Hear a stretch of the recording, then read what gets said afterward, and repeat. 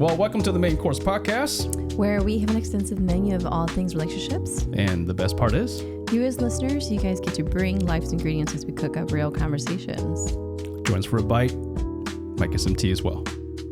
And especially today, absolutely, we were definitely going to get a lot to eat. Actually, what we decided to do was actually eat. We decided to actually eat. Yeah. So before we get onto that, go ahead and you can share some news. Yeah, so what's on the menu today? Well, we have Life of KPH that will be tuning in and joining us.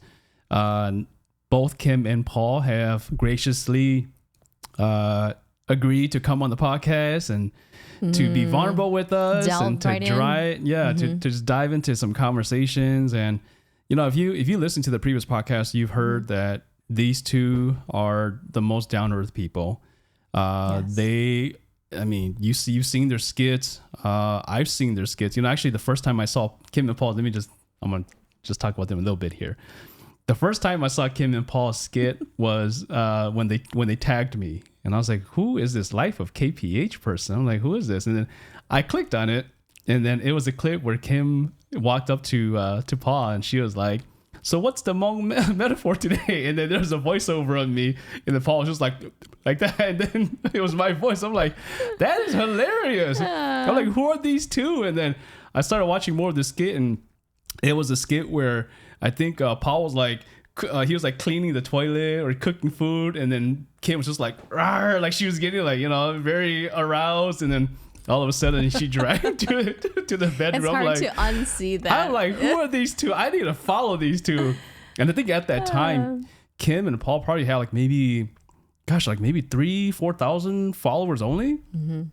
And in a span of a year, maybe 2 years now, Life of KPH has grown to 85,000 followers and continuing to grow. So that is just a testament to how popular they are. The content that they put out there is just hilarious. It's funny. It's down to earth, a little bit raunchy at times, which is what makes it so amazing and fun to watch. And I just love it. Still all very human at the end of the day. Absolutely. Yes, it reminds you of, you just kind of like let it go and just laugh a little bit. Yeah. I mean, life is short. Sometimes it's good to be serious, but sometimes gotta let loose a little bit too. Enjoy life a little bit. Yeah. They definitely help remind me to do that for sure. Absolutely. Well, with that, living life not so serious and living life on the edge a little bit here, let's go ahead and bring on our special guests. We also have with us Kim and Paul. Welcome, Kim and Paul. Yay. Hello. How you both doing? Hey, everyone. We're so excited. So what we did do this time around is take some suggestions, and we're going to eat. Yes. We're actually going to eat. So on the main course, and it's not just a main course of all things relationships for us to chat about, but we're going to eat. So we certainly are. So let's start off with Kim and Paul. What do you have to eat over there, huh? Okay, so it seems like Calvin and Zong ordered us some food. Yeah, we Dior the shade it's Thai over food. there. Thai food. All right. Yes. We got some chicken wings. Chicken wings. It's Nice. my favorite. Smells so good. Let's see. We got some noodles. Ooh. We got some stir-fried noodles. Okay. Yeah. Dumplings. Got some good dumplings. Look at me. I'm over here like, ooh, as if like I didn't order that interested in food. those dumplings because I heard that they're kimchi-filled dumplings. So I want Okay, you to take a bite of that later and let me know what it tastes like. Ooh, But I'm that excited looks for so that. good. Mhm. Nice. Very promising. Nice. Yes. Mhm. And it comes with some good sauce too. Mm. Okay. And some pad And thai. we also have, looks like fried calamari. Oh, Mm. yes. We got some fried calamari. Let us know how that Oh, tastes. yes. We Tell me. always order Smells calamari really wherever good. we We're go. calamari And- snobs. I want to say this is fried rice. Yeah. Stir fried Oh rice. yes, Fried rice. it's supposed to be. Alright. It's supposed to be like a Thai basil. So it's basil infused fried rice. Let me know if it's good. Mm-hmm. I saved my stomach just for this. Been waiting Smells all also day. good. Lâu của chị to neo của non teo. Okay, so what we Kachina. decided to do, I was trying to get him into this, was to do hopwon, but this time we weren't going to do hopwon regular, but we're going to do hopwon ramen, hopwon pho, and then we'll do your specialty. Oh yeah, I'll save that for a little bit. His I'm gonna tell you how to special- make your hapon even better. Yes. There's a yes. special ingredient that you So gotta add. I think we'll start with hopwon ramen which is what That we have. sounds so good. Khopon ramen. All right. Kapon Yeah. ramen. Wait, that's this mine. one's yours. Yeah, Don't yeah, take yeah. that. Don't take mine. I purposely put a lot of Joseon in mine. Mm. While we're getting this ready, Kim and Paul, I have a question for you both. I'm going to put that question up here so that the listeners can hear it too. And then as you guys eat, you guys can just go ahead and answer it. So I want to know, how did you know that your partner was the one? And how has that feeling evolved over time? Good. My funny answer would be I just took a shot and grew with it. But I think what really got me to see that she was the one was that, my mom, growing up, my mom was like, yo, mình vô nhà nè, vô tu quậy, con qua theo lưu lưu, dù nhẹ, bỏ cho lên lưu này nhẹ thế nào. So I saw her showing all those attributes. And not only that, but mall, idea, all this good stuff. I can hear me. And that's just where really attracted me to her, because I was like, you know what? That's a housewife. Yeah.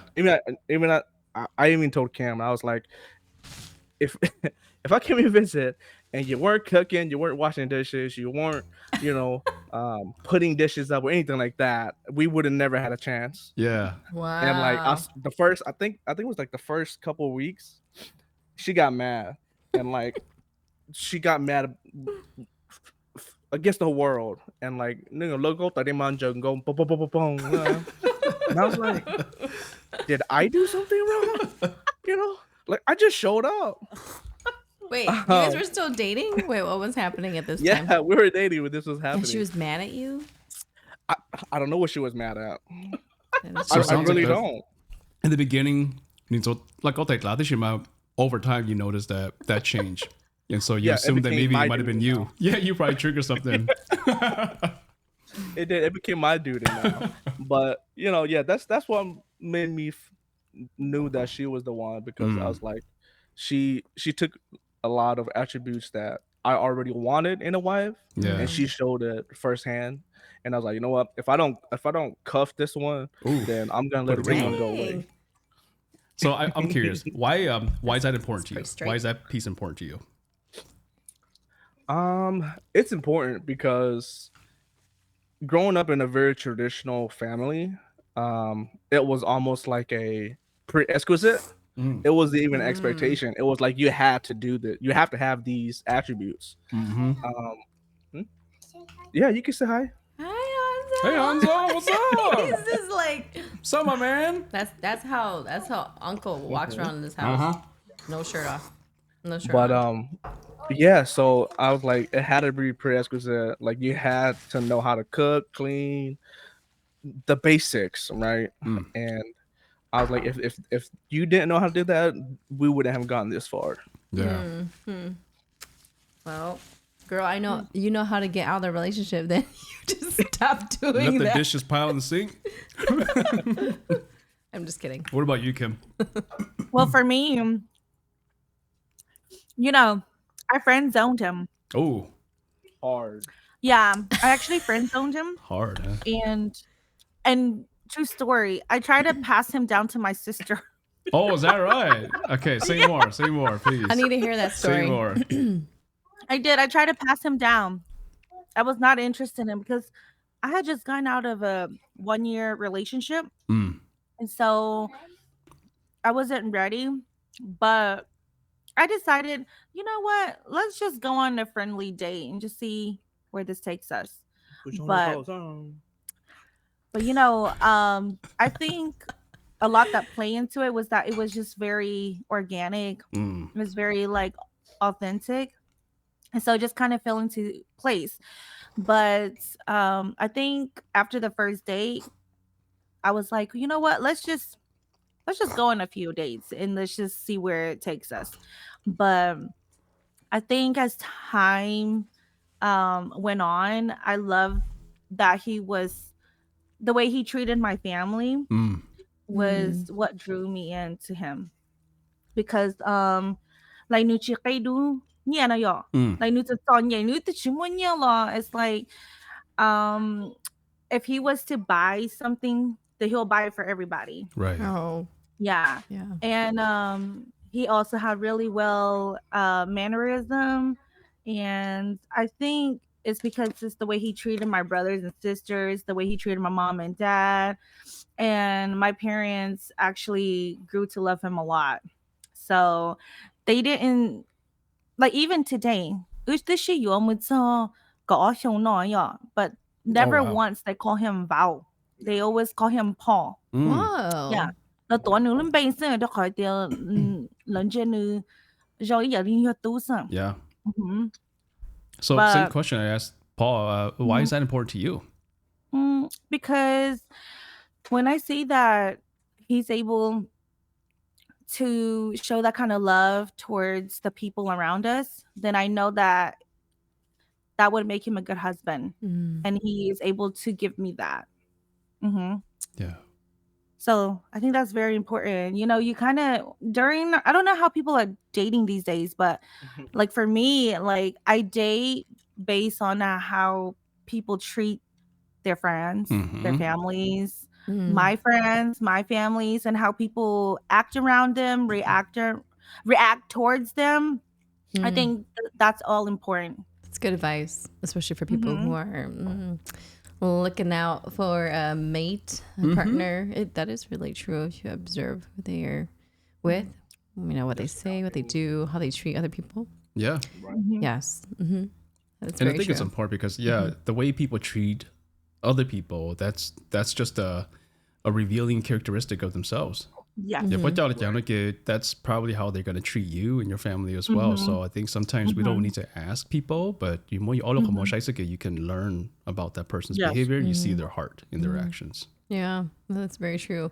But I want to go back to the part where I think you were trying to pawn him off to your sister. Yeah, let's go back to that part. Let's reverse. Let's reverse. go back a little bit Go here. back. Okay, I just want to hear about that part of the story because I feel like that has happened. Let me hit this record scratch over here. Yes. Let's go back. Let's go back. My sister was not interested. I know, but how did you do it? Would you like slip a note and be like, "Take him, I don't want him," you know, or you know? Or was she the one calling you? Actually didn't slip it to my sister. I slipped it to him. Ah. I was like, you know, I have a younger sister. She's really beautiful. She's sweet, thoughtful, considerate. I think you might like her. And he was like, I mean, she's pretty, but I man, like what I like. But she don't do the dishes or Nếu what? có mua tên chia, nếu có mua tên chia đại của lời kê, I am the chosen one. Oh yeah. Oh He wow! knew. It was at that moment that he knew. I love that you did try to do that to him, though. Almost like, you know, test his loyalty. Be like, I got another sister. Is she younger? Is she pretty? Do you want her? Yeah. And then he's like, She's no. a lot more beautiful. That's so I mean, great. to her, but to me, she's the beautiful thing in this world. So what? Say it again. I said to you, and your sister might be beautiful, but to you, you are the most beautiful thing in the world. So, Dang. So I want to screen record that. Thanks. Exactly. Don't worry, this is all recorded. It's all recorded, so you can never take that back. You know, you got to take it to your grave. Yes. Yeah. hey, let's edit that out later. But for those who don't know, because they always ask us how we met and how long we dated before we got married, we actually We want to watch Evil Dead in February. Nice. We actually he got the month down. dated for 4 months and then we got married. Wow, 4 months only. Yes, but Okay. by the first month into dating, he actually told me he wanted to marry me. Wow. Yeah, Dang, Just like Paul. that, huh, Paul? Dang, Paul. He ain't She waiting. thought I- Waste no time. and knew this I your cuenta. But yeah. Yeah, Making it work. we haven't even said I love you first, and he was like, He didn't "I'm need ready that. to marry you." Oh yeah, he knew already. Wow. Yeah, He didn't need to. knew. That's crazy. Yeah, I already knew. You know, Wow. it wasn't. That was something I had to. It wasn't like a trial and error. It was kind of like, you know what? If I let this one go, the next one's probably gonna be worse. Yeah. Interesting. Then after Dang. that, Why you guys say like that? Oh yeah, Then the next one's gonna be worse. that is true. Gosh, what's that one pound Lou that Hmong people use? Oh my gosh, I forgot what it is now. I don't know. Oh yeah, when it comes back, I'll share it. No, But I'm it the speaks last to that person the that can first one help is you the with one. Gosh, I can't remember. I'm slipping in. Okay, now. we moved on to we moved on to phở khắp one. What is this? Now this is phở khắp one instead of ramen khắp one. Okay, anyways. But okay, wait, you said something before though, Paul, is that you knew after, but did you have like other relationships prior to that that kind of made you go, okay, I'm gonna find the one this time? Was there something that happened before you guys met? No, not Because 4 necessarily. months is not a long time to know that you want to be with somebody, you know? Like, I did you think have an it epiphany? was Mm-hmm. yeah, because I think it was because like I was 21 for 4 years. You know, I used my brother's ID to go clubbing, Oh, is that having right? a good I was time. like, how's that possible? Say that again. Say that again. I was 21 for 4 years until I turned 21. I see. So You grew up fast. online y'all, club, go party, you know, and when I met her, I realized that, you know, I could be doing the same thing just on a different day with different Oh, people. got you. So it was like, why waste that time when I could find that one person that I could do all this with and more and create memories and all this stuff. That's why I was like, you know what? I think it's just time to quit this, you know, C-day life and mỗi tuần sĩ John, you know. Let go the T-Day life. Ain't about that life no more. That's too funny. Yep. And Interesting. I just want to add on that after 4 months we got married. You know, if for the first 5 years it still felt like we were dating. And even though he was 21, I was 20. I have to say I cannot really relate to these relationships these days where their man cannot take care of them, because marrying Paul, being 20, him 21, he moved us out, got us our first apartment, and he actually has been taking care of me since he was 21 years old, all by himself. My man. So I'm really go. proud of him. My Let's man. go, Paul. You Wow. gotta do it, you know. Push come to shove, you just gotta do For it. the ladies out there, is there a younger Paul out there Paul, you got a younger brother?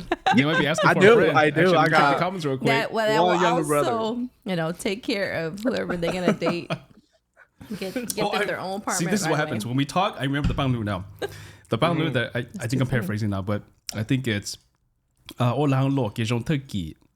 Oh no, ô lang tế cái trong thời kỳ, ô lang ô lo cái trong thời ru, có chính cái trong thời tu. I really like that. I'm eating all the calamari. Go ahead, eat it. So I'm curious, getting married at age 21. I mean, nowadays I talk to a lot of younger folks. At age 21, it seems like that's not a marriage age anymore. At least from what I'm expecting, what I'm hearing is that at least 30 years old is probably what people are more comfortable. I'm curious from both of you, when you were 21 and you got married, what was your mindset? How did you view the world? How did you view marriage and starting life together? All right, I gotta put this down. So for me, at the age of 21, I just remember, you know, I don't know if you guys remember this, but Ninh Lão ít次係啲啊，因為啲啊by the time 個麼寧個醫生我真寧個知嘅個老了那樣，一個我個老了那樣。So then I just remember thinking like, oh, you know, and I am the oldest daughter in my family too. So I came into the mindset marrying him too, thinking, oh, trái bờ cô lão cha nên cô xong cái chúng tôi tự cài cô na yon. And at the time, my parents were really against, like, what is it, like out of race dating, you know? So I just know that if I settle for a Hmong man, that I would probably would need to get married sooner. Trái bờ cô expire là chơi, and chúng tôi tự cài Say it like na yon. that. So, but you know, I feel like I was in the right mindset at that time. Cô tức sa tia cô lu nhung như thế lu anu tu like lao zao na yo. But then thinking back at this age now, right, where we're in our 30s, I'm just thinking like, oh my God, what the hell was I thinking? Like, I was just a child, Oh, yeah. you know? Baby, Like Asa, nhiều copy like Shishon, like Shishon Jutia, like we just got done doing that. Um, and so that was kind of where my mindset was at that time. And then of course I in my head, at the age of when you turn 18, you're like, oh well, I'm an adult and I'm 18. I can do whatever I want, right? So Exactly. then you got go higher more when you're in your 20s, right? Because you're like, now I'm a real adult, Exactly. like you can't say nothing to me. Like, but no, and then I learned in my 30s that when you still use the term adult, then you're technically not an adult yet. Mm-hmm. You're still talking like there's Yeah. someone older than you. Yep. Exactly. Oh man. Yeah. Oh, that's crazy because we got married when we were 21. I still can't believe that we did that too. Yeah, I think we just kind of went with it. I mean, there's a part of it, as I'm thinking about it, there's a part of it where we both want to get married, but there's a part where we also Yeah. kind of went with the crowd. I think there was a shift too, because there was that too. when we looked at our group of friends, everybody was getting married. Yeah. And so there was that added pressure. We're like, well, if we don't get married, we're the oddball. And so we're like, we need to get going. We need to do something. And so I think there was also that piece too. Yeah, Kiba, Bema babies. Babies, Bema, oh! Bema Ningo Iyo, Umo, honeymoon, Mo Salo fight to July. 25 and older at that time. I was like, damn, I guess we're not really an adult as adult we wanted to be. Your frontal lobe is not even fully developed yet. Exactly. Right? Not till 25. That's so funny. I was like, well, I guess you might get boss ma. 我係見把住蹦上一夢出嚟一夢出到 Chinatown 那樣，三點我 Chinatown 一say was it MapQuest at the time? Yeah. Yeah, I think it was I don't even know if you want to MapQuest. call it MapQuest. We Yeah. pulled it up. 我見把那住蹦上住夢出到 Bum City. Which is like this is look like a really We dark got place. out. We're like, this does not look like Chinatown. Yeah, we There's a didn't lot know of nothing. panhandlers here. Bunch of babies. We got married. So I agree with you completely. So what about crazy. moving? I mean, like you talked about Kadini China. Yeah, I'm curious to hear about how that was for you at a young age. What was it like to be at the in-laws and your relationship with the in-laws? Woo. That's a good one. You do first. I can eat this dumpling right quick. You want to start, You have sauce in your or hair. you want me to Oh, sorry. start? That's funny. Should I start? Look. He goes, no, you go. I'm gonna have to. Oh, you might have to put that drink away. some huh? water before this He's conversation. stuffing in his case. face so that he wouldn't have to answer that question first. While you get some water, I just want to it's a say good shout out tactic. to Sheila Chuoveng. Thank you for the stars. Any stars that you send here will be going to Life of KPH, okay? So Oh we my want to let God. y'all know that all the Cái stars that ta- come through, yes, Cái they chi sạc did. ấn tàu nữa. This all goes to Life of KPH. Yes. Okay, so sorry, I'm a little delayed on this end, so I have to take my headphones off to talk, but It's okay. for me, getting married at that age, okay, well, let's rewind a little bit. So when Paul was dating me, he didn't tell his friends or families that we were dating. So I was kind of like, I was a surprise to his family because we only dated for 4 months, right? So when I showed up at his door, well, at his family's door, they were kind of like, what's going on? What's happening? Everybody's kind of in shock. So nobody even knew he was dating. And the first thing that they asked me was like, bây giờ có chọc lâu rồi nè, bây giờ Ooh. đi chọc lâu ấy có một mình ấy có thứ like cho nhà lo chế. Mhm. Of course. And then I was kind of like, First no, question. no, ya plá cho plá quá sao? Plá cho plá quá sao chi cho mình nhỏ. And but when your parents prepare you to you tuần thai nó nhỏ cái you nhẹ thế you chỉ cái lỡ tu you lo hay lỡ những khoác hay của you like that whole what do you call it, like that whole thing where they do with teaching the daughters to prepare for their future. So Mhm. they did all of that. They did it all the right way. But then I realized that thầu có một dụ chỉ ai có một nhá chế is like all of the things that you learn from your family, it's kind of like irrelevant, because then you have to conform to their ways. You have Right. to adapt to their living. You have to learn and apply everything that they're teaching you now. So I came in there like, yeah, like I got this, right? You prepared. And they humbled me. Like being a nya has humbled me a lot because, it was yeah, it was a lot to take in, especially my first couple months, living there. I'm gonna tell you guys, they say, oh, they say, oh, your mom didn't raise a weak. I'm a weak. Oh, Oh, Uh-oh. what happened? We have some Technical technical issues over issues. here. oh yeah. Okay, Yeah. back to it. Okay. Ooh. Let's go way back. Like all that good food. Oh, actually, We're having a lot of while we do- technical issues. while you're doing that, we're and gonna it's a little close right now. We'll go to Calvin's specialty here. Okay. There we go. Sorry. Move this out over there. I still want this. It's the good stuff. Okay, so, Yep. but yeah, so I thought I was really well prepared to be a nya, but then I realized that I wasn't. But it was really hard when I came in, and I was also very young too, so it took me a long time to get used to being around and being a part of Paul's family and feeling accepted, completely, because you know, they say that you have to love your in-laws just as much, or if not even more than your own mom and dad, right? But Right. it was easier said than done, right? Because it's like you said, you like 昨天查的, right? But then it has to also be reciprocated too, right? Like, you said, right? So that's where it's like it gets complicated. So it took a little while for me to come around, and like my relationship with my husband's family, it also didn't come overnight. It actually took a few years too. Yeah. Very Mhm. dynamic. Yeah, because our family dynamics are completely different, like Totally different. How so? Yeah. Her How so? family to my family. yeah. So my family, I come from a family where we're really communicative, very verbal and expressive, and very vocal, right?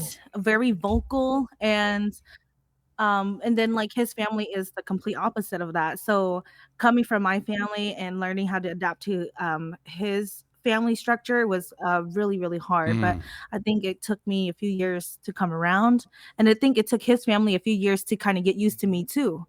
And so like their family is not really the lovey touchy kind of people, and I come from a family where we're really hands on and very like physically and emotionally and verbally expressive. So Yeah. you know so now like my mother-in-law has learned to adapt to my ways of like being physically like touchy, right? So she expects a hug now when I do come through, so she knows that, Oh. okay, my nyas gonna come and she's gonna give me hugs. So sometimes even now, like, she is the one who initiates the first hug, or when I say I love you, and then she'll be like, oh, okay, oh, love you, yeah, Yes, that's Wow. how I can only imagine the first hug where you're like coming in and she's like, no, stop, Yeah. stay. Oh, the I love you part. That's so classic. Like I remember like my mom and dad and them, like they didn't grow up Just saying I nod. love you. So Okay. my kids used to, I mean, we grow up, we say that to our kids. And then I would always pay attention to my kids when they interact with their grandparents. They'd be like, I love you, grandma. I love you, grandpa. And then I just secretly like wait to see what they would say. They'll say the same thing like, oh, or thank you. But now they've adapted too. Yeah. And now they've changed. They're better, way better. I think that there's just the uncomfortableness. Yeah. Just at the trying to get beginning. out of just that. culturally It's different, Yeah. It's very different. Like some, going to my family, it's just that we grew up on tough love. Oh yeah.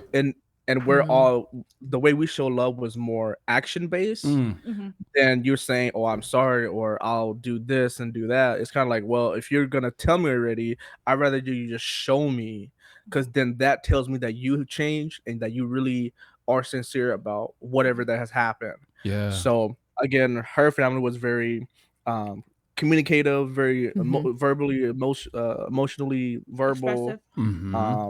and all of that. And I'm over here just kind of like, you know what is love? I never heard of love. I never heard I love you before, right? Yeah. So it's kind of like, that don't hurt me. I got some really thick skin. So I mean, even till today, it's, for me, it's still like that, right? But I have grown to really tone that down and really get to conform to her way, because that's her love language, right? Mm-hmm. And then vice versa, that's my love language, is being, hey, your actions speak louder than your words. So just off of that, like, we're still learning each other's love language and doing our best to adapt. Mm-hmm. That way we could adapt to both families at the same time, And each other. and each other. Yeah. Mhm. So it was two different dynamics, two different families. Mhm. I grew up very traditional. I'm sure she did too, but it was, I was more modern. yeah, she was very more modern. Like, my parents were like, every weekend, "Toño tombolo," and Well, no, how so Yeah. once a tira, yeah. Mm-hmm. yeah, and especially with the family of 6 boys, like 6 older boys, and then my 2 younger sisters, it was like, you had to do this. Like, you had to follow these traditional roles and get here and here and here. That way, Lola didn't you there, you J-Lo, or you have Mhm. yung pingsu, stuff like that, in a traditional way. Mhm. But yeah, very two dynamic families. So I grew up in the city my whole life, I'm a country boy. and he's a country Ah. boy. Oh, So No. very different. Wow. Oh yeah, different Mhm. Like, lifestyles. he lives out in the In the boonies, boonies. where 下種啫，下種乜種添乜下. 乜嘢乜對乜波乜 Yeah, 雞 they have they raise chicken and they oh, farm and everything. potato, all that good stuff. What else? Like, their neighbors are like half a mile apart. Wow. Yeah, in North Carolina, right? That's how it That's is. crazy. Mhm. Yup. Out on So- the countryside, that's how the neighbors are. Actually, when I moved in with him for the first couple months, I was really depressed because I was a city girl Yeah. and I was used to Everywhere she turned to was Hafa Handong Tia Day. Yeah. it was really gravel road. hard. Because even when I wanted to go out, this town that he grew up in was so small. There Yeah, wasn't 'cause much big- things to do. Yeah. Because Iple, for her, is like, her think of Iple is like 5 minutes. Yeah. My Iple is 30 minutes down. Yeah. Yeah. That's, what it was that's a like big when we change. visited. So we go to Walmart. Mhm. He will say, "Oh yeah, Right, it's right down the road. and then we'll be driving and driving. It's like Cochino 30 tío, ay, minutes. que está past. haciendo- And 30 minutes later. He's like, "Oh yeah, we're around the corner." But the I was like, "Oh my god!" Oh, we're Around here. the corner. Where's the corner? You still going? There's like Yeah. no corner yet. You It's know, coming. the 15 corner more and that minutes. 25-mile marker up It's there. around the corner. It's just Right. 15 more minutes. And then Uh, where I live in the city, it was very convenient. Like, we had multiple shopping centers. Everything was about like a 5-mile radius, so it was really close. So coming from that, living in the country, Mhm. I couldn't do it. Yeah. How did you both overcome that? How did you both Yeah. work through?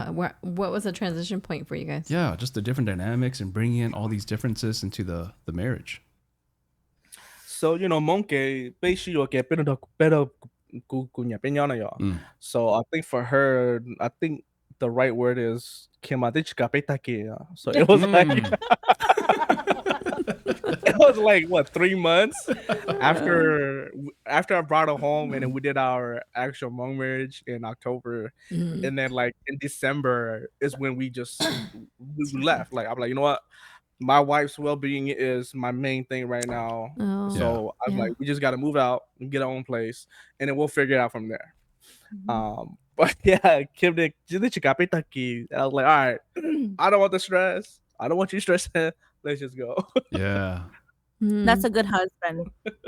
Happy wife, happy life. And I appreciate him till this very day, because even at that age, he could have, like I said, his frontal lobe wasn't fully developed yet. He could have listened to his mom, right, and his family. Yeah. It's funny. But he prioritized my mental health and my well-being.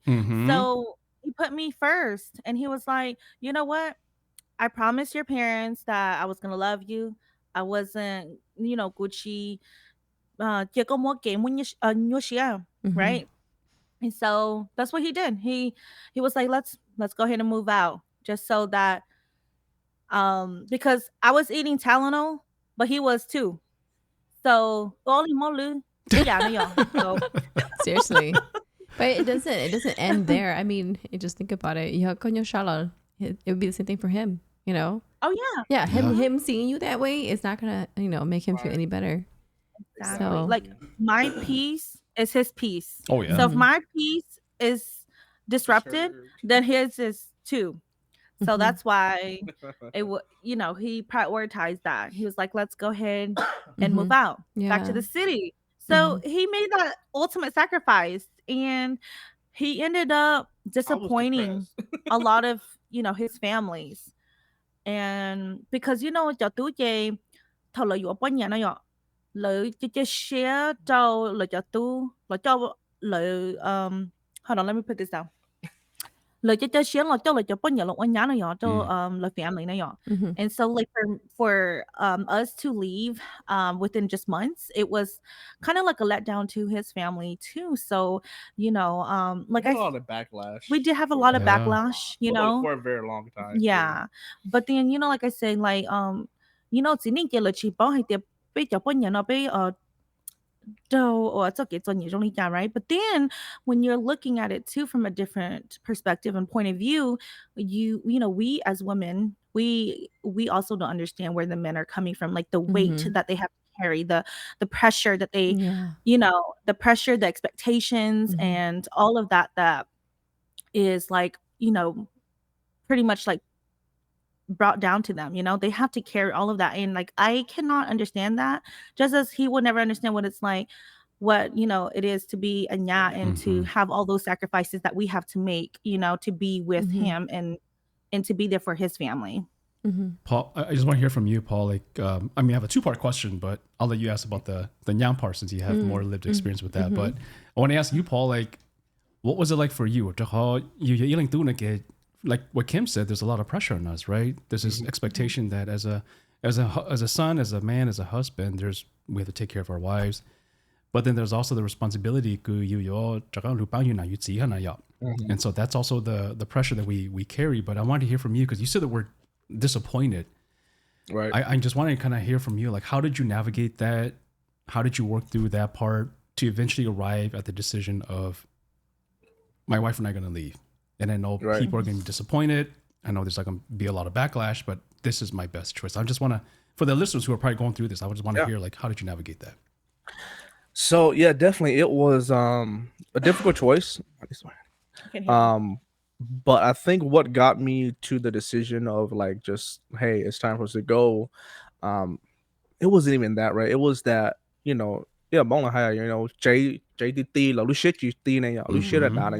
so we had like my dad passed away, and that was 5 years before I got married. So the house was pretty empty even without my dad, because he was a big contributor to the atmosphere, right? Yeah. And then my older brother got married, he had kids, they were staying with us, and the house became like 14 people in the house. Again, that's totally fine, we'll make it work, right? But I think what really made me make the decision to leave is that I see my wife, she's always every day telling me, hey, I don't like it here. It's not the people I don't like, it's just I don't like it here because it's quiet.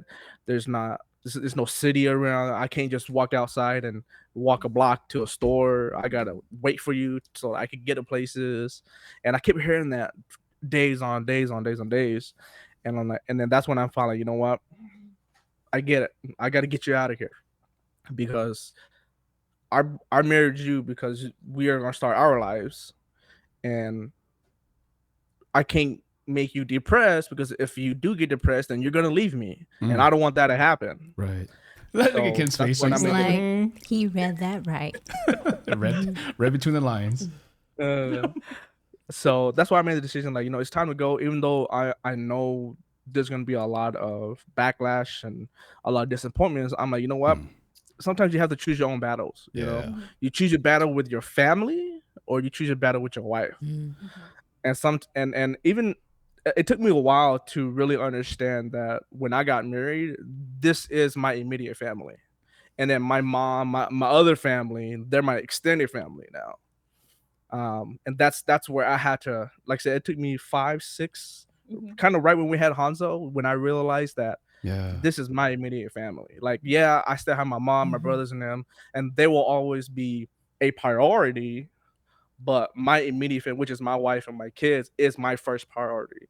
And then love my or to second, Yeah. because I think a lot of Hmong men that's grown up very traditional but live in this modern time, I think they lack the courage to be disappointed, because I think disappointment opens up a lot of eyes for the elders and make them realize that, hey, lấy nhà biết tu thế, but we can't control and dictate how they're gonna go on with their lives. If they stay here, great, we get the help, we get grandkids here, but again, OGs, they don't really tap into feelings and be like, oh, I can't be in his shoes because Yeah. so I'm telling you now that, hey, I done it already, so I'm telling you that don't do that, just do this. But in the land of opportunities like this, sometimes you have to risk it for the biscuit. Yeah. So yeah, so that's what kind of He jumped a lot of bikes over here for. That's such a North Carolina thing to say. Oh, but Paul, you said something really important, and I want to go back and highlight it because I think that's so key to a functional marriage. This idea that we're no longer still infused in our primary family, right? Okay, if we're still in that mindset that I'm still under my parents' household and I'm still within that nuclear family, then somehow there is no room for me and my wife to start our own nuclear family. But you just said something so important, which is I need to separate myself from that. And not only me, but me and my wife, both of us need to separate from that so that we can start figuring out what do we do here. And separating that means there's going to be disappointment in some people, but I'm willing to bear that burden of disappointment, and I'm okay risking disappointing other people for the sake of my marriage and my wife and me and my well-being. I mean, that's such a key point just to highlight for some of the newlyweds who are going through challenging times. Because we fought so much about that all the time. Yeah, it was always about that. Just the balance. I'm like, balance? What balance? I'm your family now. You don't need to balance anything else. Yes, there was a lot of bantering. But I have to say though, there's always that one person who has to the one to break the ice, start the new trend. Yep. And I feel like I was the one who did it in the family. I think I was the middle child compared to everybody else. I am too, man. Something about the middle child syndrome, bro. So it's kind of like, let me go ahead and be the one who disappoint. That way, everybody else, they have a door that's open already. That they can't go wrong if they were to take the same route. And the thing is that people don't quite understand that until they're married. I feel like it's easier to be the person outside looking in and judging, because like I say, like I feel like we let a lot of people down, and it was easier for them to judge us without experiencing what it's like to walk in our shoes. But then few years being married, and then we see people grow up, and some of them actually have gotten married, right? So now they're walking our shoes. And I feel like when I look at their problems as they express it, I'm just like, nah, yeah. Been because there, done that. we already went through it, So I would never wish our experience on other people ever. But when we see it, we're like, oh yeah, you get over it. Yeah, I know. You get through it, basically. Yeah. Thì我你要知道到你做幾那樣，所以聽你包天都落去 experience 落我幾個那樣。But yeah, like we've experienced a lot of people judging and saying like, oh, we would never do that. We would not have done what you guys did. But then when the time came, it was like, you know, power.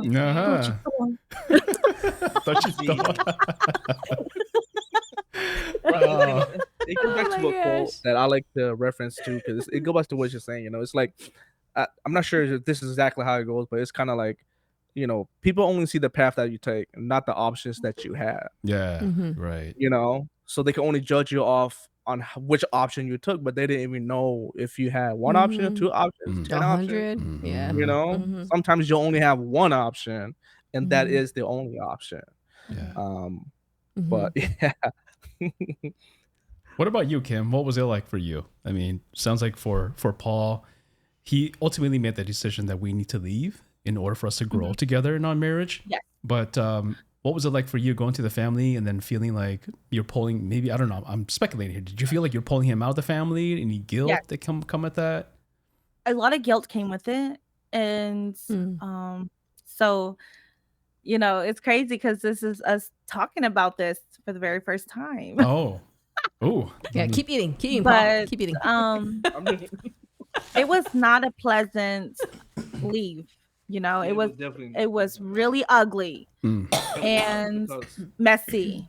think But my mom made it really hard. I love her, but she made it really hard at that time. yeah, I feel like a few people made it hard. My mother-in-law also made it a little bit difficult. I love you, Mom. But at the time, she did make it very difficult, and I think there was a lack of communication because at that time, Paul was still young too, and he did try to convey the message to his mom.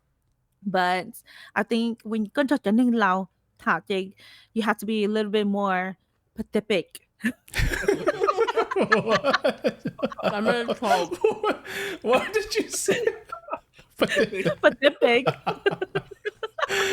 Such a good Hmong accent. But You have to let them know what day, what time, full moon, daylight, where, when, why, how, everything. Yes. Mm-hmm. But I think when true. Paul talked to his mom, my mother-in-law, he just said, it won't be long. I think we're thinking about moving out. I told her, I'm like, hey, Mom, yêu chị nè. Muốn nhau cái việc để lúc chơi bây giờ tôi trong thế bây giờ sao cái chơi tí là bây giờ cái bây giờ bài. That's all I said. Yeah. I didn't elaborate. I just went straight forward. And I think that's where the miscommunication came in because like she didn't know when. You went she didn't know when. Yeah. Oh yeah, being we almost the Pacific. Pacific, you know. And then 當咗時嘅一日你古年係呢樣，你哋我就係當咗時你叫你上得企拜聽，叫你一日你都傻誒，都你窮誒，叫你媽媽拜啊。And it was just like that was our fault because I have a lot to apologize for too because I think 同到嘅以前羅喺呢樣。Yeah. And 古學知道做啥嘢，學古知道做輪車就老天了。So just too straightforward. Yeah, so I think with 一切老那樣 they like it to be a little bit like forward. Yeah. 個有時都係人家卡上。Yeah. And 然後個有個後每個我係錄當地大家聽 and they talk like you have to read in between the words, but每一次嘅律師個係咁真假是 make it very clear. So it was really hard when we did leave, and it actually was there was a bruise within my relationship with Paul's family for over a year, and there was a lot of events that I didn't go to. I was very distant. I pretty much distanced myself from his whole entire family, which caused us to have a lot of I wouldn't say animosity, but like there was a lot of healing that we needed to do, and I think there was a lot of guilt. Everything. There was a lot of like what's the word I'm looking for? Like self evaluations that was happening, reflecting and all that good stuff. On both sides, even my side, her side, and I think she got the blunt of the blow because the whole time it was like, oh, Nya made you do this, Nya made you do that, Nya gonna care this and that. And I'm like, no, it was a mutual collective decision. And that was hard to make the older people understand that. Mm-hmm. And it's always like, oh, yeah, this, yeah, that. I'm like, no, no, it was collective. Like I made the decision to. Right. And I can't even imagine, like, I can't imagine what it's like to be tutu, right? To be in the middle of a tug of war between the Oh, wife and so the tough. mother. Mm-hmm. And I'm just like, Trying to keep I the would thank God peace. I will never have to Yeah. go through that. But then again, like I said, at the end, you have to make the ultimate sacrifice, right? So Mhm. Yeah, not even that. And like I was telling Kim too, I'm like, I can't. In any household, you cannot have two queens in a house. Right. You cannot have one already through or what I Yep. didn't day, y'all. And then Mhm. chill on like, oh, I'm gonna change things. Like, no, I'm the OG here, so you listen to what the hell I gotta say, Right. And I'm like, I'm not gonna be tugging against my mom. I'm not gonna be tugging against my wife. I gotta somehow be the peacemaker in this whole ordeal. yeah. And it sounds like ultimately the But peacemaker had to make the decision that the best peace for all of us is we need to I agree. separate. Yeah, move away. Yeah. But back to your question though, like, once we moved out, I think like what made us to decided to make this firm decision was not only because Lu y'all, Mm. but because we had just gotten married, and we like it was only 4 months, Mhm. and so I thought it was very important that we get to still continue to learn more about each other and still date within our marriage. And it's like it's I just feel like it wasn't healthy for us, because it's like we got married and we just like went straight and lived in with my in-laws, and I feel like I wasn't getting to really know who he was or who he is with me outside of his family. I feel like I was getting to only know him on, you know, on a spectrum of where he is the son of this family and not as my husband. So, once we moved out and I actually, we went through all the normal things that married people go through, like we got to live with each other. We had to learn about each other's bad habits, our living Put the toilet habits, seat down. sharing space. Oh. Yeah, everything. Yeah. Dang. All of And that. We're segueing now. Yeah. we got to fight and quarrel and then like make up, which was the best part, because we couldn't do that when we were living with his family. Oh, Yeah. yeah. Kaya siya kisa. I know there was nowhere to go, right? Isn't that funny? You have to sleep in the same room because there's nowhere to go. If I sleep in the living room, my mom's gonna be like, "What's wrong?" Yeah, And now to tell the whole mom's story. gonna ask like, why you're ugh. on the couch, and then now we have to involve the whole family. It'll be a family meeting about our relationship. Oh my And then goodness. like on top of that too, it's like we can't even fight like verbally out loud. You just Right. have to but like Seriously. Chop was it, yeah. like tweet not gay. But we couldn't even verbally go at each other or express how we actually feel, because then Yeah. the one time that we did, it was like, oh, everybody wants to know what's going on. Yeah. Like, what Naturally. like about what? Why? Right. And boom, you're in a house of 14 people. So now 14 people know what's going on. And then sometimes it creates more of a misunderstanding and it's more chaotic, because now they get to judge what it is that you're arguing about. And then they give you unsolicited advice. Without the whole story. I commend you guys. I commend you guys for being able to recognize that and to find a solution for both of you guys. Because man, for those that don't, man, you suffer. Your marriage just suffers, and then you know what happens? Eventually, you're just like, I quit. I don't want to. I don't want to be part of this. Well, earlier I heard that Paul was noticing that you were starting to get a little bit depressed and more removed and not as engaged.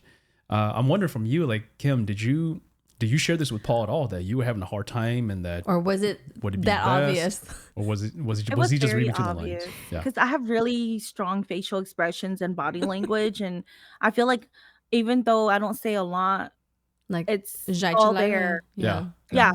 Would you think I should hear so you I feel a certain way or sa tao đã chỉ cái của tôi mua hai tự ta nó yo thì của chị hai cái nhóm tự của linh chưa mua thế của lui chạy lo với hai ta liền yo. So he got to see all of it, and it was like an everyday thing where like, that typical nagging wife Mm-hmm. where it was just like, oh my God, like I just Mm-hmm. can't be here anymore, or I'm depressed, I'm sad, I miss my mom, I miss Oh, my okay. family. Yeah. And it was constant. And there were some days even like where I didn't want to come home, because um That. yeah, you're living in a Mm-hmm. house with 14 people, you're Yeah. not really comfortable. It's like Mm-hmm. I don't think men understand that the I don't think they understand the whole position of being removed from your your Immediate, your used environment. to be immediate family. Yes, and then being put into this new environment where you have to adapt to strangers, right? Yeah. And like, yes, they are my family now, but Mm-hmm. before then, like they're just strangers. So then you have to learn just not him, but 14 people, different personalities, different way of living, different thinking. People have different opinions, different views, everything. So now you're not only having to work with one person, you have to work with 14 other people. Mm-hmm. Yes. So, and I think it took him a very long time to really understand that. I think from the men's perspective, I'm just gonna say Paul, you let me know how you feel about this, but I remember for me, Yeah. I because I'm so used to it that I was just thinking, well, you would just fit right in. Yep. There's nothing wrong with that. He You was- just fit right in. What's the big deal, right? He's It's like, not that it's hard, just like right? it's like plug and play. Yeah, You it's just not go that right hard. in. Like I will Yeah. forget that she's there. Like I'm eating by myself, and I'm like, oh wait, I have a wife in the house now. Yeah. Like I expect her to just Yeah, know I these think things. So at one point we had I was just oblivious to it. about 14, 16 Yeah. other people in our house too. Yeah, At we one point. had It was not easy, and it was just small things that were getting to me, like not getting to have a hot shower because Oh, yeah. all the water would be if you were gone. late. Just Yeah. normal things like that was starting to get to me. Not even just us not being able to fight, but just the normal, I guess, luxuries in life that you can have, like peeing with the door open. Oh yeah. You can't even do that, or Getting out of the shower, yeah, or being able with to the towel on. yes, it's just Because I used to have to bring my clothes in to change after I get out of the shower in the bathroom. Mhm. Because like we were not allowed to, walk out with a Yes. towel Yep. on. No. So Mm-mm. I never knew how much I was missing until we moved back out, and I was like, oh my God, yes, I'm able to You're just free. Exactly. I don't even Okay. need a towel. Yes. Oh my goodness. What is even more hilarious is we had also children that were living in our house. So toddlers, nieces and nephews that love us, right? So they want to come and jump in our bed and hang out with us and sleep with us. And just one time, the door was swung wide open. I was ready in my undergarment. I was like, oh, hi, so-and-so, the little kid. I was like, okay, thank God it was just you. And then, of course, Dad walks by. My dad walks by. She's And he saw me in my undergarments. I was like, oh my gosh, it's so embarrassing. And it was I not. can still see that and it- vividly in my mind. And it was definitely a thong. Yeah. Yeah, you know, that's I was like, that's the tea so right there. embarrassing. I mean, we didn't. It wasn't. Thankfully, I haven't gone through that experience, but the I do have to luxuries, say, yes. Mm-hmm. yeah. But there are other things that play into it, like our sex life is important. Yes. Oh, yes. Yeah. And you want to. It's a very personal, Intimate. Intimate, Mhm. thing Time that of the night. marriage people do, relationships. Did you say right? you have to So- time it at night? Yes. Timing is everything. Yeah. Wait, that's kind of The risky walls though. are so paper thin. It's not even possible. Our walls were paper thin, very, very thin. And then, but the funny thing is that, I think about this man, you sound so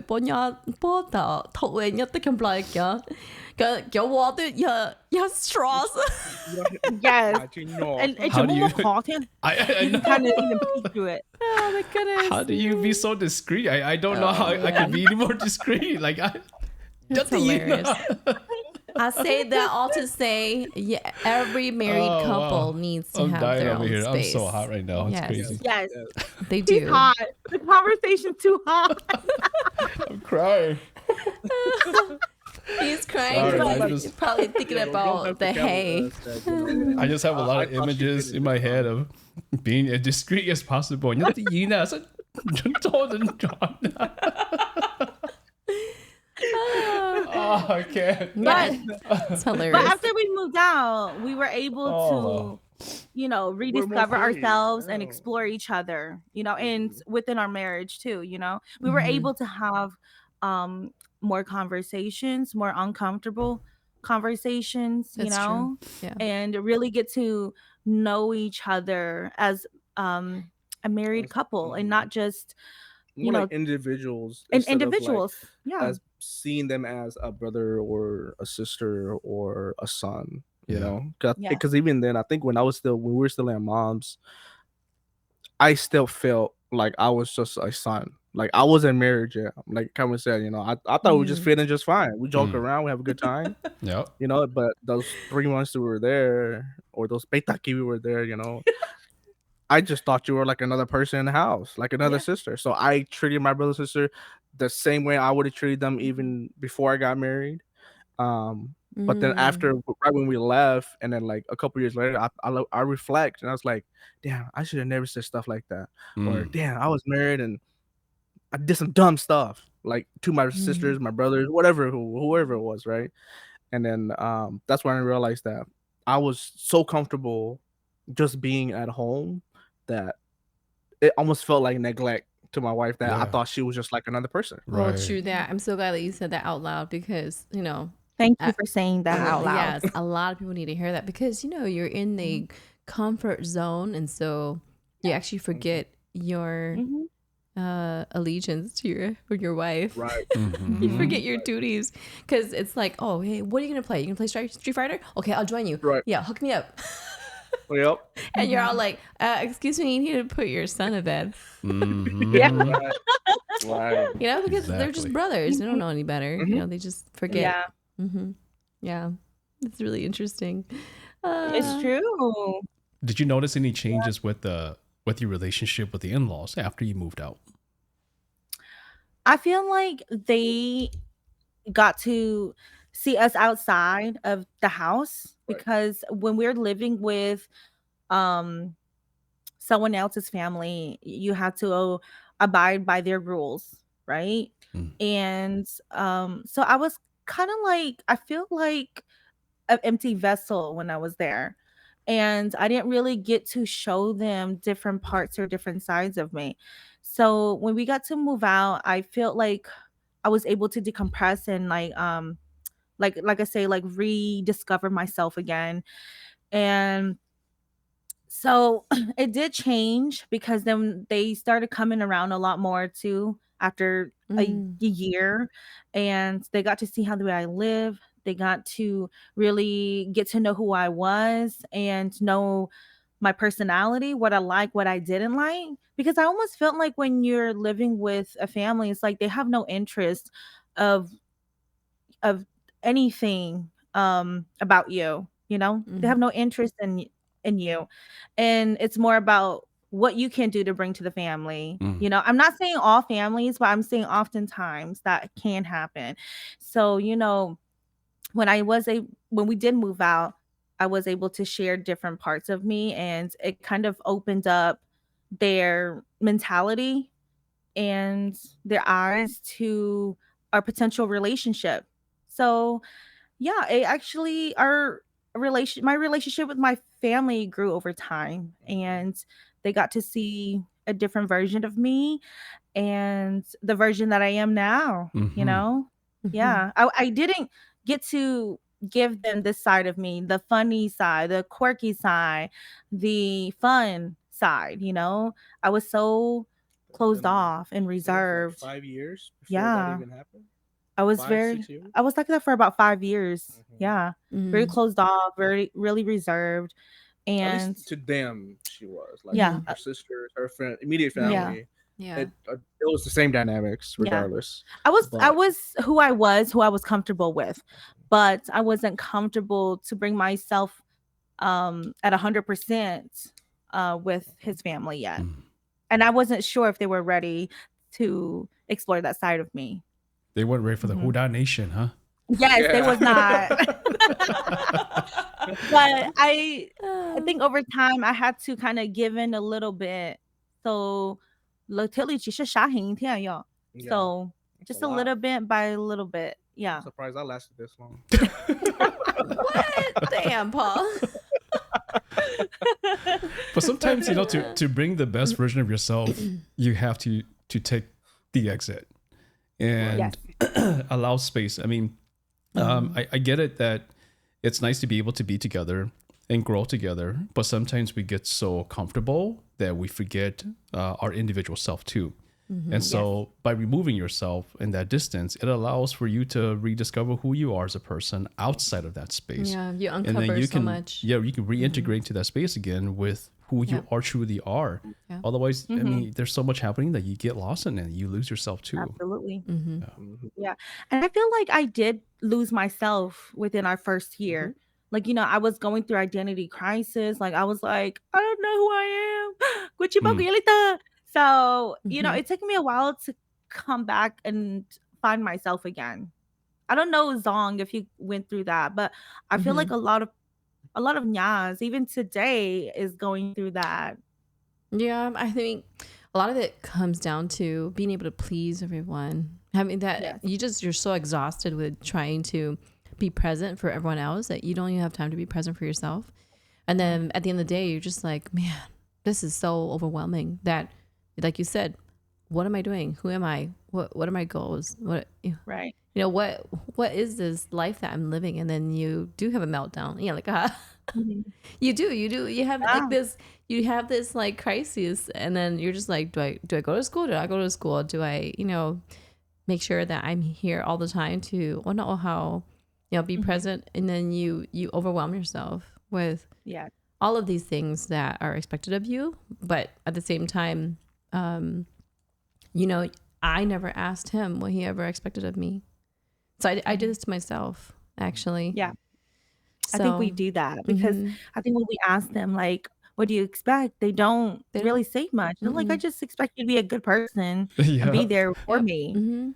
And we live in our minds. Yep. We set a very high expectation for ourselves. So I feel like we set ourselves for failure. Yeah, I did that. I think that's something that us men could do better is be more for guidance. Pacific.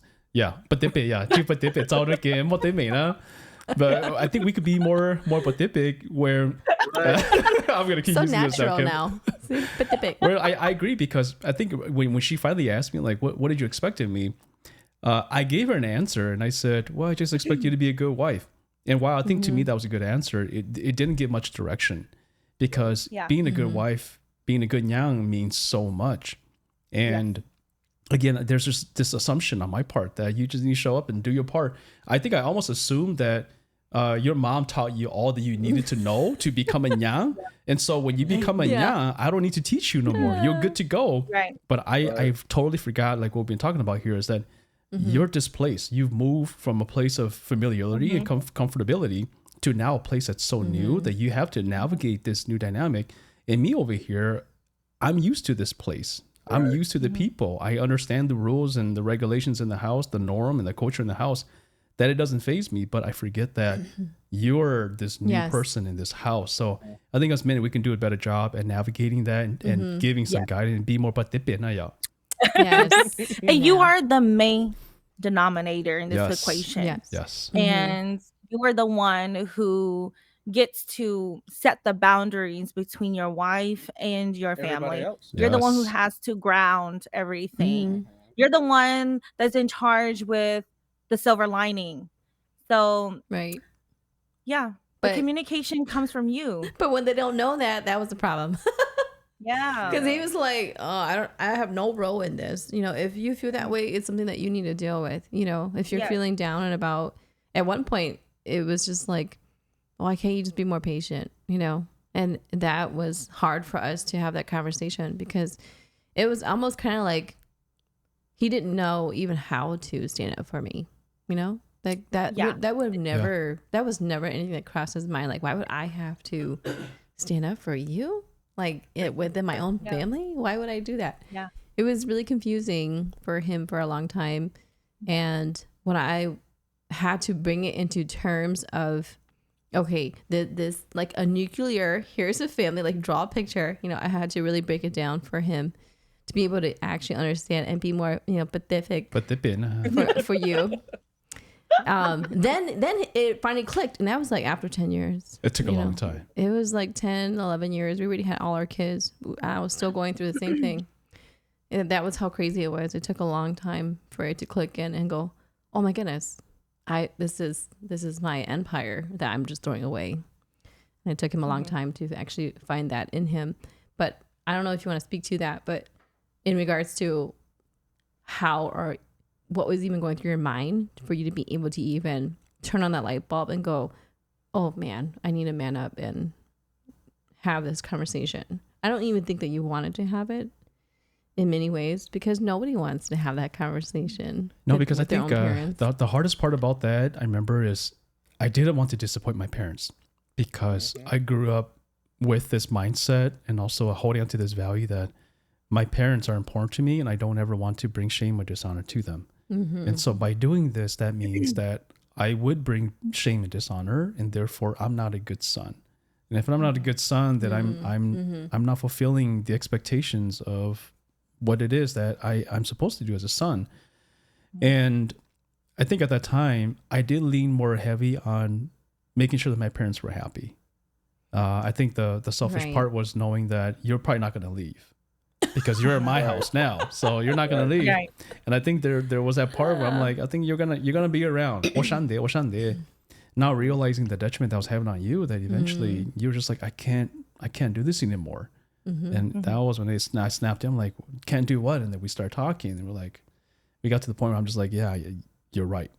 I mean, it almost sounds like I'm standing up against my own parents, but in the end, it's not that I'm standing up against them, but it's that I'm fighting for us. And that would involve separation, which means that this is going to be better for us. In the end, this is going to be better for all of us too. But it's hard to see that, because when you're in it, you just think about what you grew up with, what you're used to. And that is, I don't want to disappoint my parents. I don't want to disappoint anybody. I mean, they grew up in a family where they're really close. Like, they're like tight knit, close, and do everything together. And that would mean, you know, if we're going to go out and eat together as a family, like just say our nuclear family, his immediate thought would be, let me go pick up my parents and go and have dinner with them too, even though that's great and wonderful. But being able to have a nuclear family dinner wasn't like the first thing that maybe would have come to his mind at that time.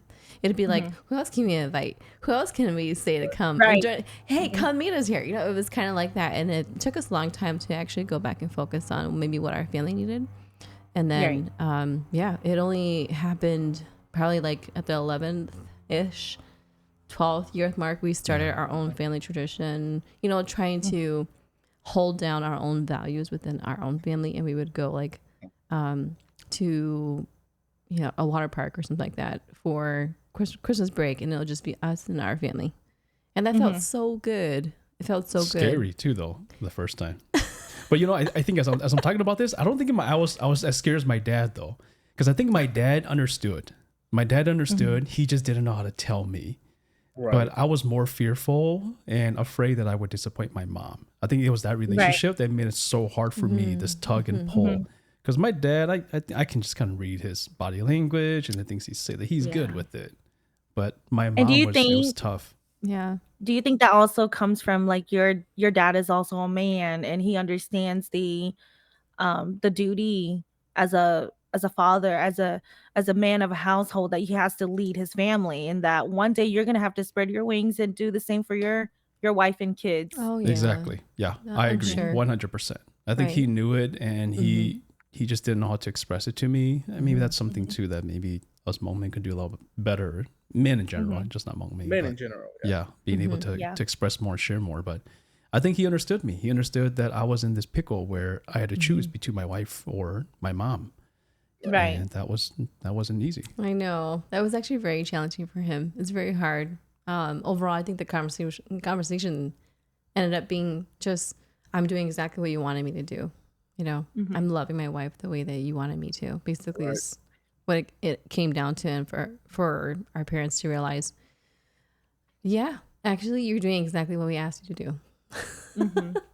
Yeah, and if this is what, After market ali yep, blow, and then you go, oh yeah, you did a good job. Because I mean, I had a similar honey, it's fine. Um, similar thing that happened because it took me a while too to really separate my family from my wife because so it was just my mom. So I was like, damn, I gotta be there for my mom. Every time she calls, I gotta go. I gotta do this. Mom calls, I gotta do this. I gotta do that. So it took me 4 or 5 years before I realized, and I was like, you know what, I love you, mom, but I gotta take care of what I gotta take care of at my own house now. And she took it hard because again, to help her do things yeah, that that's she hard. should have never done. So then she really thought it wasn't a and I think that's where there's a lot of difference between Calvin, your dad is still alive, and he understand what situation you were in, and that he again just didn't know how to tell you, hey, you're doing a good job. In my case, I'm like, my mom really just had us left, so I was like, that was kind of like a guilt on me. It's like, damn, I left my mom, but I gotta now make it up to her because I left. I got to. I gotta go. Everything she calls, I just gotta do, go and do this and do that. So that warned her out a lot because she's like, why are we always going to your mom's? Or why every weekend you got to do this? Or why you got to drive so far just to do that and come back? Because I'm like, it's my mom. Like, that's all I got left. And then not realizing that she's also somebody that I have. And in reality, she's Kim is the one is who I only got at that time. But after realizing that, Wow. I was like, I gotta keep my distance. Yeah, là係nhỏ嘅出先祖嘅nhỏ爹哋即係先咗啦. And that plays a big role because as we kept moving at further and further away from the civilization of our old life, um, a lot of people do reach out more and not in a way of like, hey, this and that. It's kind of like, oh, how y'all doing? Like, what's the new things y'all doing? What's the goals? What's the plan? I see. And then when we just started this, they're like, oh man, you guys are doing a good job. We haven't seen you guys in a while, but we see you guys on Facebook and you guys are making it big. And I'm like, well, no, big thing, son. We all know where we came from. We're just doing something different. We're just not stuck with the I guess the curse that's in this particular town or whatever it is. I used to say that the town that he grew up in is cursed. It is. It's one of those little towns. It's one of those little towns where it's like, wait, what city was it? Albemarle. It's like No, I never heard of it. Sounds like a like if haunted you town. don't leave, then you're never gonna leave. And if you do leave, somehow you always come back. So Wow, that's very interesting. that's why I told him like we have to get out. Have you seen the movie called Get Out? I keep have seeing not, it. I no. was gonna watch it. Every time I say I'm gonna watch it, and then I get distracted. So I haven't yet. I was like the main character in this particular story where I had to get That's out. so funny. That's hilarious. Wow. But I have to say that after moving out and being married for this long, looking back, like I said, we could have done things a little bit more different. But I've grew a closer relationship with my mother-in-law, with my in-laws. And now I do, like, I don't say, oh, I just say that's my mom, right? It took me a while to say mom, my mom, because when I married Paul, Nia, right? And to me, it sounds kind of distant because I never called my birth mom Nia. I called her mom or mommy.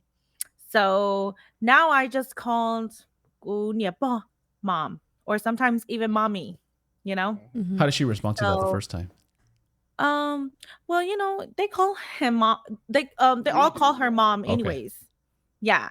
But I did call her Nia for a few years. And then after a few years when we got really close, then I started calling her mom and mommy. So yeah, and we have a really good relationship, you Yeah, know? just like last year. Yeah, like she will call. Yeah. Did he say last year? Yeah, that's what I heard. I would say within the past 6 years. Yeah. Yeah. They have definitely. But she'll call me and then we'll just talk on the phone for hours, Size. you know? Just Sorry. because she just wants to talk, you know? But It's I do have to say, therapeutic, Paul. Chill. It really Yeah. is. It really is. Yeah. I have to say though, my mother-in-law and I do have a lot in common, which is why I feel like Paul married me. Huh. That, I mean, psychologically, I've Some heard that qualities. that's true, actually.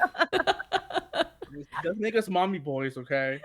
You seen me act out my mother-in-law's roles in my content videos. Oh yeah. Yes. Exactly. You what I know, fear. they think I'm exaggerating her character. But then when they actually meet her, they're like, oh, they're not even close. Oh, that's amazing. That's awesome. That's actually wonderful. to looking hear. at hindsight, do you think that was the right move? I mean, maybe this is something for some of the younger generations or folks who are still in the midst of trying to figure out: do they move out? Do they stay?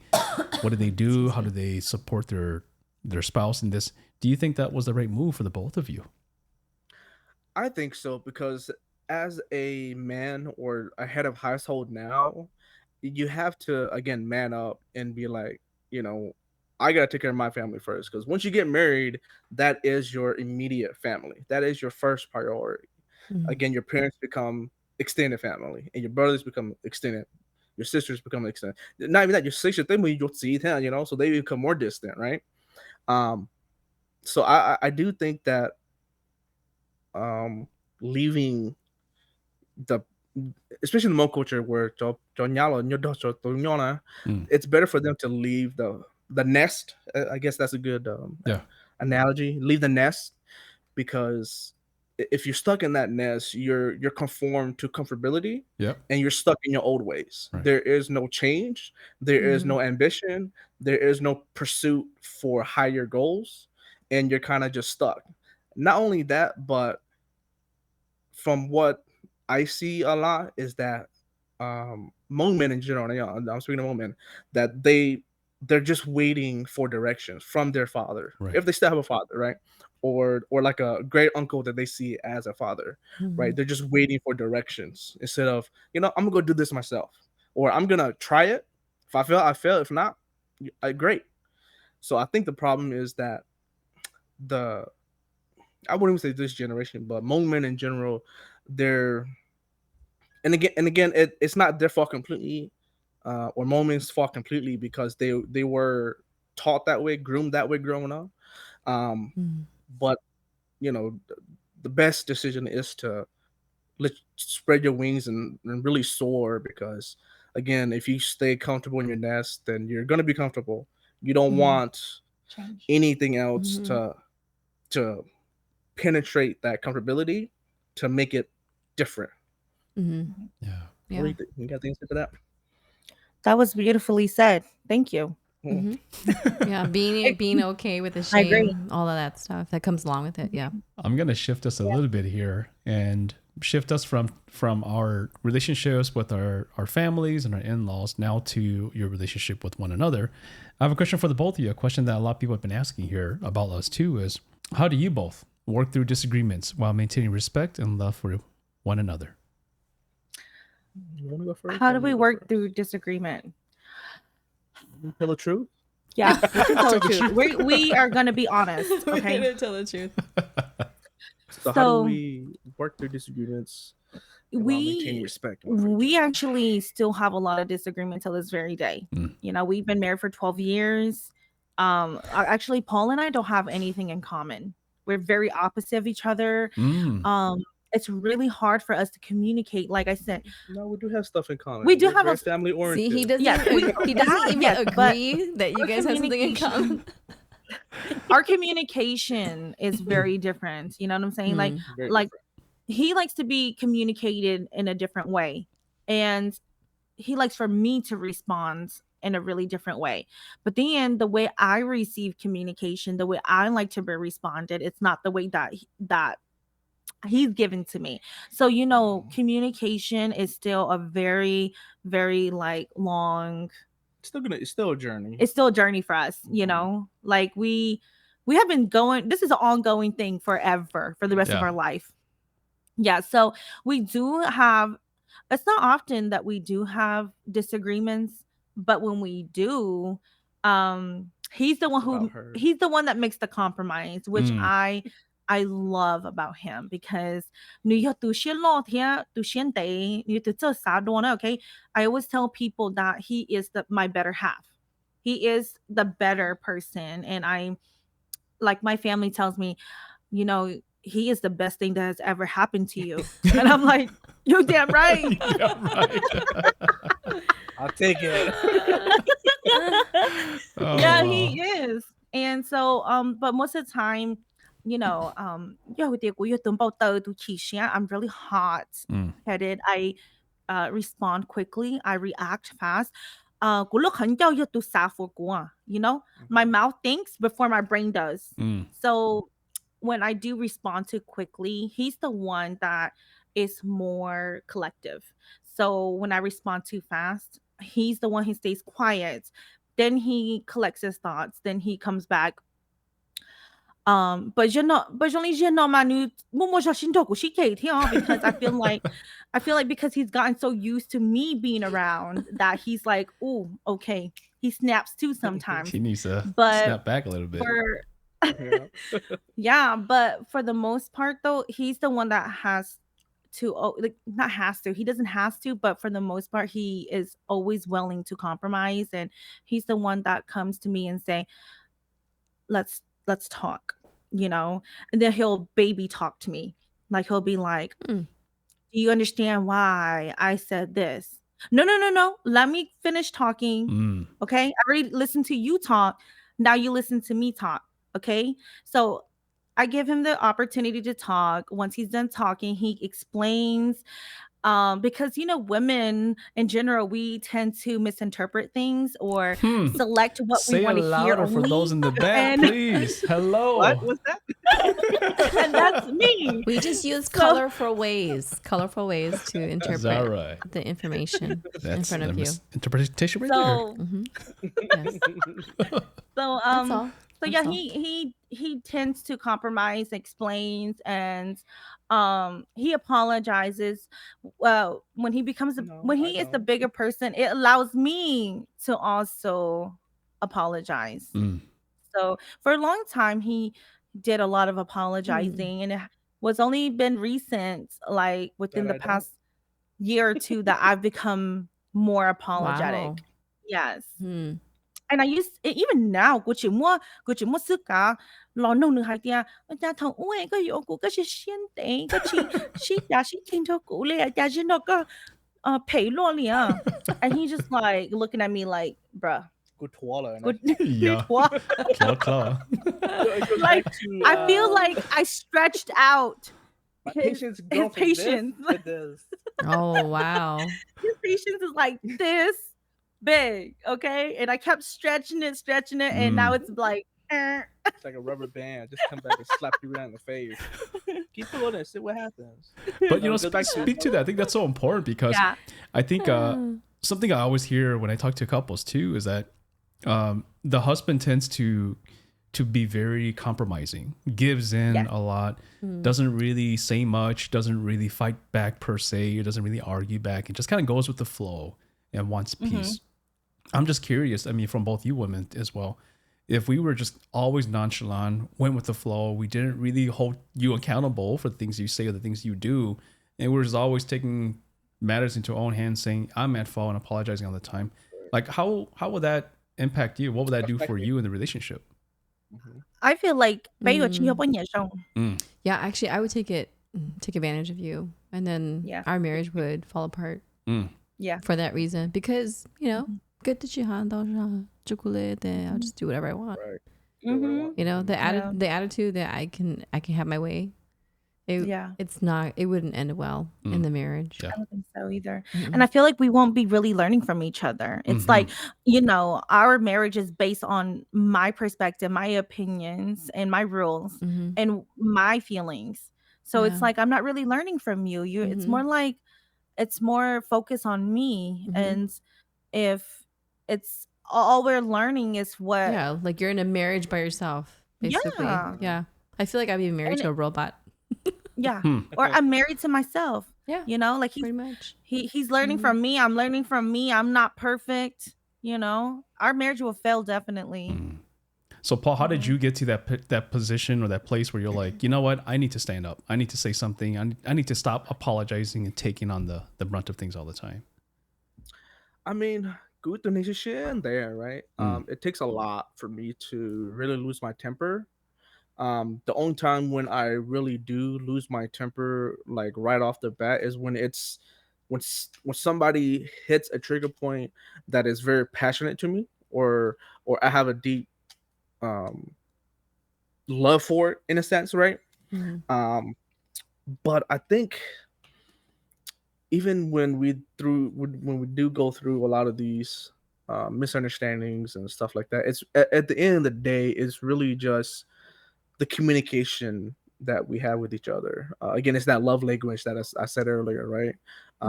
Because again, hers is totally different from mine.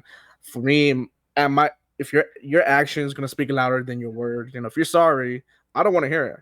I want to see you change from what you already know you're sorry about. Yeah. So that the next time we get into this particular situation again, you're not doing the same thing and then coming back and say, "Oh, I'm sorry for doing the same thing I was sorry about 10 times ago." Like, and then you will, if you keep that up, it's to the point where I just don't care. Like I used to care, and I try to hold you accountable, but all I got was sorry, no action, and then like lay down the road, I'm like, I don't care. I become numb to stuff like that. Right. But again, just because good to there, it took me it's been about 2 years when I really started being snappy. Yeah. Yeah, about 2 years. I think I maxed out. I love that. That he goes. We're out of patience. I got snappy about 2 years ago. Yeah, about 2 years ago.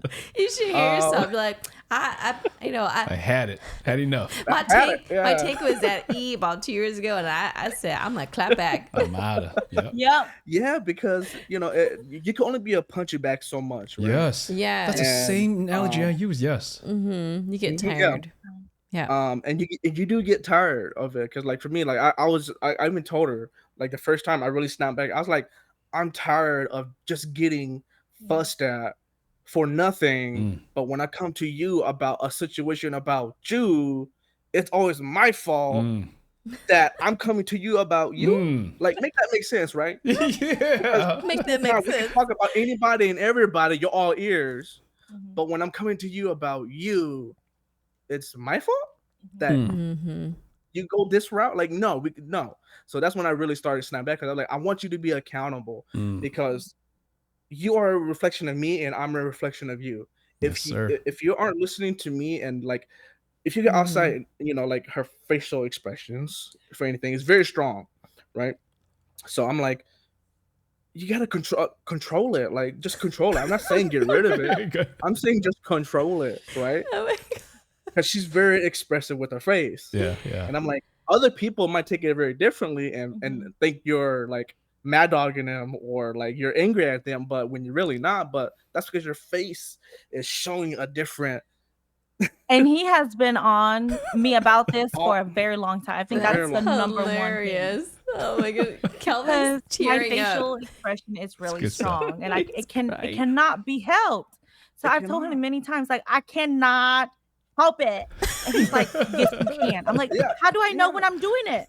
I don't know. It happens. It's true though. You don't know. You actually don't know when you're doing these things. I mean, it's funny that you're having this conversation about it as if it was a point of decision of your relationship. I don't know if it was for you, Paul, but you make it sound like it was like you need to control it.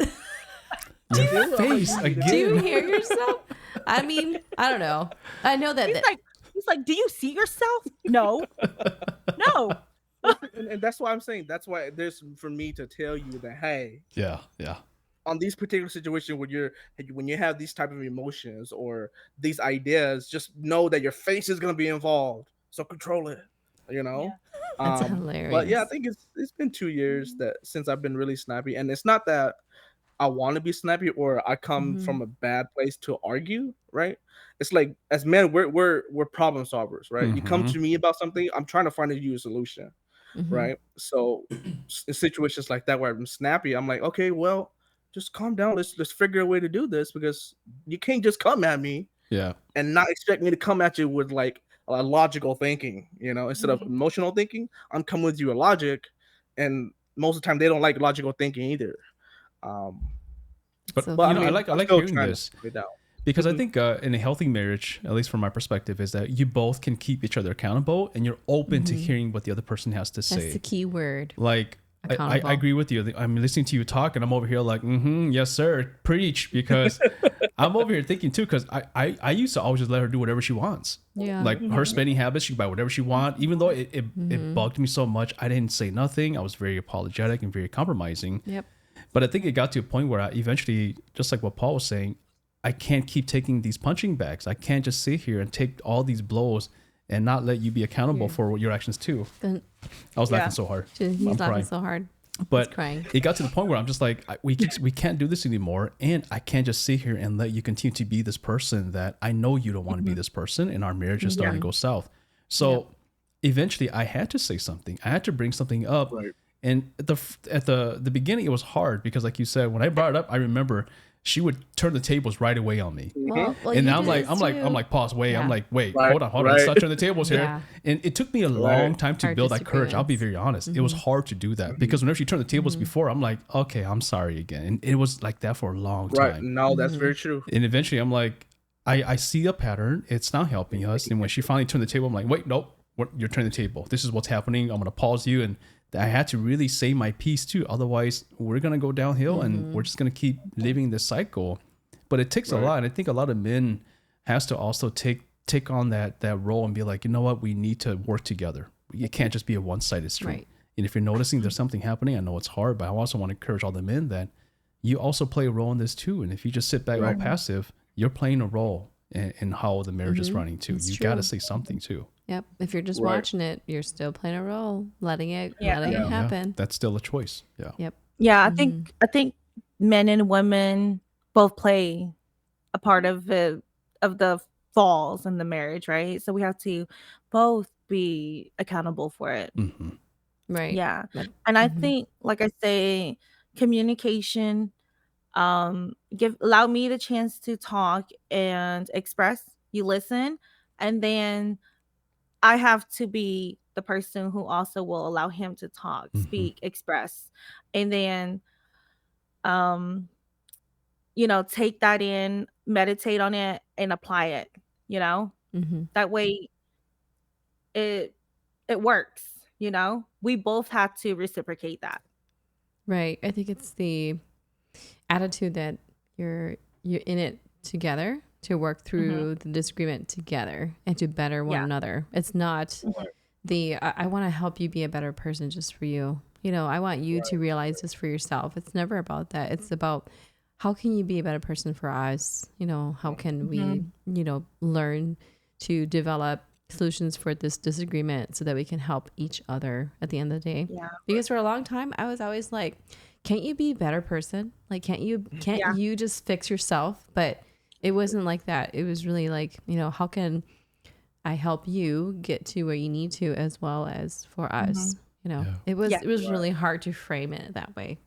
Yeah, 'cause it goes back to my saying. I'm always like, I used to come all the time like, help me help you. Because if you can't help me, I can't help you, and you can't be mad about it, right? Right.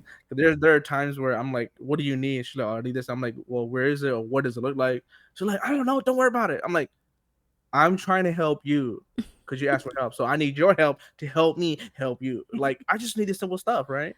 Um, but I think at the end of the day, it all comes from love, right? Like if I didn't love you, I wouldn't be telling this stuff about you that I didn't like, and I know that other people see and they don't like either.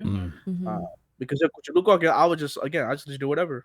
You know, do whatever you like. I don't care, you know. But because I love you so much that at the end of the day, for my thinking, my idea is that I'm trying to make you a better person for us, for our family. And then on top of that, at the end of the day, you are going to be better yourself individually as well. That's true. It's not all about I just want you better for yourself. Like no, we are when we got married, we are as one now. We're not two separate people. I mean, we are eventually, but when we are married and still in this together, we are as one. So we have to keep each other accountable. We have to come to each other with love and be like, hey, you're doing something wrong. I need you to fix it. Or when we have talked about our communication skills, I'm like, hey, I like to be spoken this way, or I need your actions to work better than what you're saying. And for her, it's like, well, I need verbal confirmation compared to your actions. And I'm like, it's hard because I'm basing myself off of actions. My sorries are actions. And she knows that. Like every sorry I have done, but I don't like it. But she don't like it. Because she wants, I'm sorry. Like I can say sorry all day and then go do the same thing all over again. I am a person who needs words of affirmation. So like you mowing the lawn or fixing my car is not an apology to me. You know, I need you to say you're sorry so that I can receive that communication from you so I can move on. I need closure. You buying food, grocery shopping, going through a bucket list of things that I'm supposed to do. And just because you did it doesn't mean you love me. Like, I don't see it that way, you know? That's mowing the lawn, deciding to water the garden. That's not an apology. Oh my gosh. I don't know why, but I can see Paul putting food into a cart. I see a skit already right now. He's pushing it. He's like, oh, she can forgive me. She can forgive me after I get some milk and eggs. Oh wow. Yes, cooking for me is not an apology.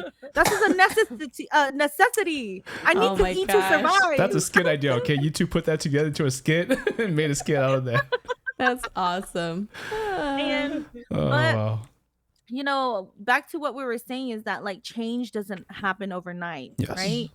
But it takes time. Yes, it takes lots of time, lots of effort. But then, you know, slowly as we make progress and the change does happen slowly, you know, he truly appreciates it when he sees it. I truly appreciate it when I see it because then and when I hear it, yeah, because then it makes this whole entire marriage, what we are trying so hard and what we're fighting for, like so much worth it, you know? Oh my goodness. I just to your it makes point. me look back. Like sometimes we lose thought of like why we love each other to begin with, why we fought so hard to be with each other, why we went through everything. Was it even worth it? And then it's when we put the effort, the work in to make these changes that we are making sure that we are growing together and not apart. And so when we see that we're able to evolve together and make these changes, it makes it worth staying, it makes it worth fighting for, you know? And you're on the same team. You don't feel threatened by the other person anymore. You can openly communicate. You don't feel like you're being attacked. I mean, that's all part of the change. Yeah. Well, for all the listeners who tune in tonight, I want to let you all know that this conversation doesn't end here. Kim and Paul will continue to join us for a few more segments after this. So if you enjoyed tonight's conversation, please come back next week on Monday again. Yes. Let us know if you have questions. Share this too. If you enjoyed it, you think someone else will find it useful, hit that share button. Help us spread the word, spread the conversations. Yes. Next week's conversation, I don't want to review too much yet, but stay tuned for the flyer and the post. Yeah, wait for the flyer. Yeah, yes. It's just going to get more interesting. Yes. I mean, tonight we've been quite open already. And if you like tonight, trust me, next week, you're going to love it even more. So Yeah. come back next week. Kim and Paul, thank you so much Mhm. for being on the show tonight. Thank you for Another having good us. conversation. Yeah, it was fun. Right. It was a lot of fun. Yeah. Thank you all to all the listeners as well. Till next time, Yep. take care. Yeah. Be well. Thank you, Good everyone. night, guys. Bye.